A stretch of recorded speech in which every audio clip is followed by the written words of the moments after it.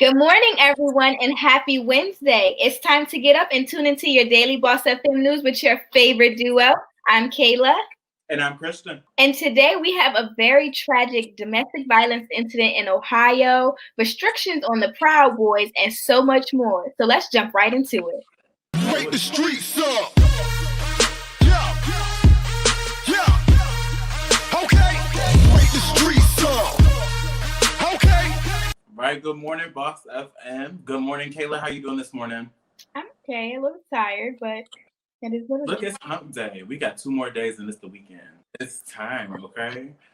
So our first headline out of the news, everyone. We have a story straight out of Columbus. Police in Columbus, Ohio say a man fatally shot his 2 young daughters before turning and shooting himself. Aaron D. Williams, 32 of Columbus, shot his 2 children as officers approached his door.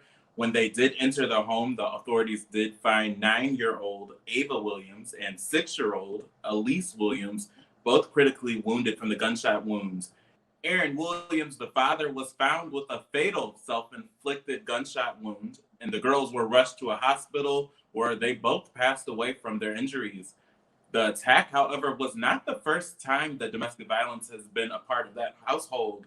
Williams had been convicted of domestic violence back in September of 2018 and pleaded it down to a lesser charge, but did plead guilty.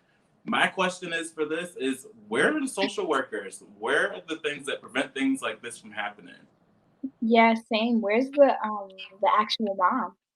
That's my first question before the social workers come into So play. there is a mother involved. They don't specify on how much her involvement or if she dealt with any of the domestic violence herself, but she does have a GoFundMe set up for the funeral. So I know the mother is around. She is involved. After that, In some more disappointing news, Jacob Blake, the very strong and noble man who, to my knowledge, is the first to survive a brutal racial attack by a police officer, received no justice today as the district attorney of Kenosha, Wisconsin stated the police officer will not be charged. Yes, that's right. The Kenosha district attorney thought it was appropriate to say to the public that Jacob Blake, who was shot 7 times in the back and is now paralyzed from the waist down, will not be charged. Rustin Shesky was responding to a call about a domestic incident on August 23, 2020, when he thought Blake was trying to pull a knife out from his pocket. And as we all know, this incident led to large amounts of protests, which caused the Kyle Rittenhouse scandal, shall I say, to come about, where he felt that it was his duty to help protect his country by shooting protesters while all on Zoom, need I mention. So, this verdict was dropped probably about 3 to 4 hours ago, and I don't even know what to say. Like literally, I'm like stuck. it's sad, and unfortunately, we're not shocked because this is like we've said on this show over and over again on different sentencing. I'm sorry. It's not shocking. This is what happens over and over again for our people. In other pandemic news, we are what, 11, 12 months into our pandemic at this point. How long has it been? Since March, it's almost a year. So all of 2020 we spent in a pandemic. So LA, we know they were on lockdown and they have since been put back on lockdown as most of the country should be. But Los Angeles County is now saying they're instructing their ambulance crews to not transport patients without a chance of living. So what that means is if they don't know for sure that you're going to make it, they're not bringing you to a hospital. It is important to note that in California, specifically being a hub for COVID, the new infections have soared, with about 1 out of 5 people being tested coming out with a positive result. That spike in cases has created a surge in COVID-19 patients, which does overwhelm the hospitals and ICUs, with their capacity now being at zero. And without the available beds and space in the hospital, crews in the county were given guidance not to transport patients with little to no survival chances. And even the patients who do get transported via ambulance to a hospital are waiting hours for a bed. If the patient is stabilized after the resuscitation period, they will be taken to a hospital.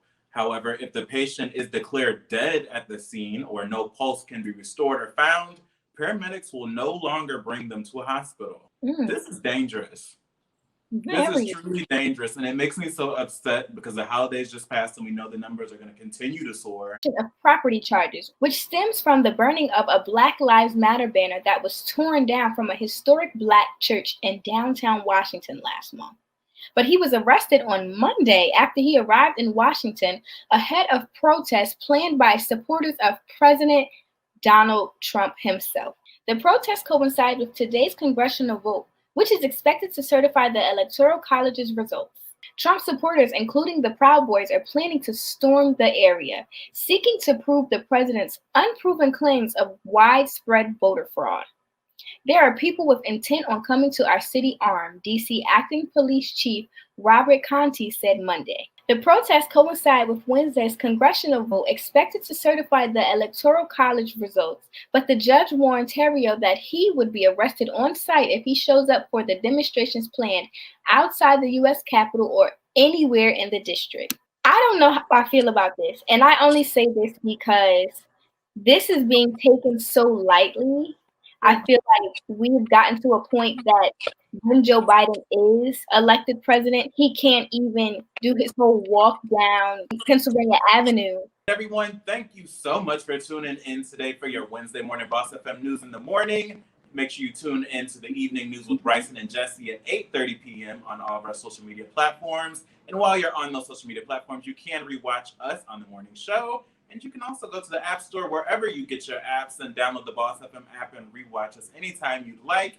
It's been amazing to chill with you this Wednesday. I'm Kristian. And I'm Kayla. Y'all have a great day.